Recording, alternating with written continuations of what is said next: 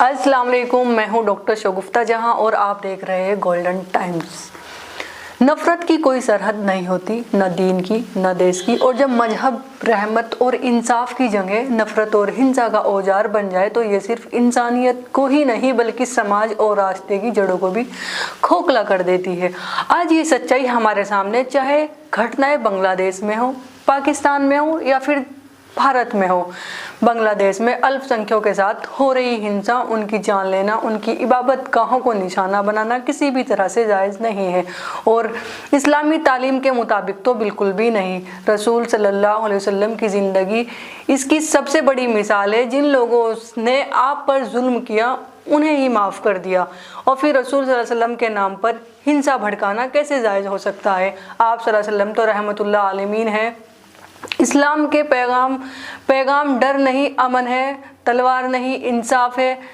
नाहक एक इंसान का कत्ल सिर्फ एक जान का जाना नहीं होता बल्कि ये पूरी इंसानियत का कत्ल होता है। कोई भावुक नारा नहीं है बल्कि कुरान ने साफ स्पष्ट पैगाम दिया है।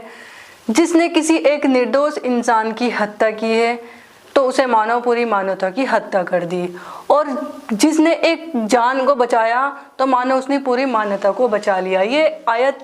इस आयत के जरिए साफ साफ मतलब समझाया जा सकता है कि इंसान जान की हिफाजत हर धर्म, हर समाज, हर कानून में ऊपर है। जो लोग धर्म के नाम पर नफरत, हिंसा और कत्ल को जायज़ ठहराते हैं उन्हें यह समझना होगा कि ऐसे कर्तव्य न धर्म के हैं और न ही इंसानियत के।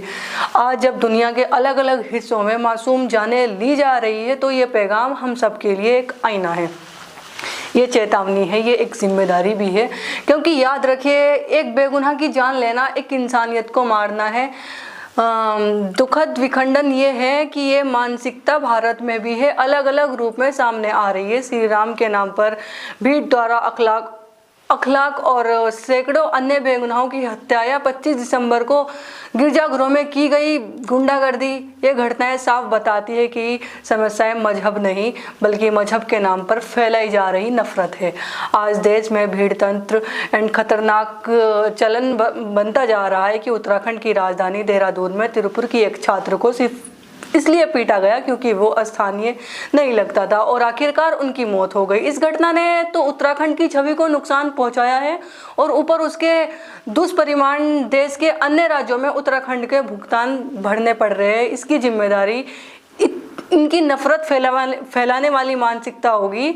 कुमाऊं में एक कश्मीरी शॉल विक्रेता की भीड़ ने पीटा जब जबरदस्ती भारत माता की जय कहलवाई गई, जबकि ये भारत माता की जय कह रहा था। ये घटना साबित करती है कि मामला देशभक्त का नहीं बल्कि किसी की पहचान और आस्था की अपमान करने का था।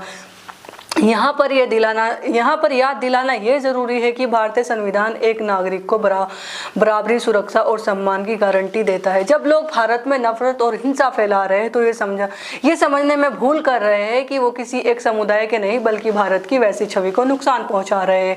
भारत की पहचान उसकी विविधता, सहिष्णुता और गंगा जमुना की तहजीब रही है, भीड़ की हुंकार नहीं। तो लगेगी, एक शायर ने एक बात कही है कि लगेगी आग तो आएंगे कई घर जद में, लगेगी आग तो कई घर आएंगे जद में, यहाँ पे सिर्फ हमारा मकान थोड़ा ही है। तो अगर आप मेरी इस बात से सहमत हो तो मेरे गोल्डन टाइम चैनल को लाइक कीजिए, सब्सक्राइब कीजिए एंड शेयर कीजिए। Thank you.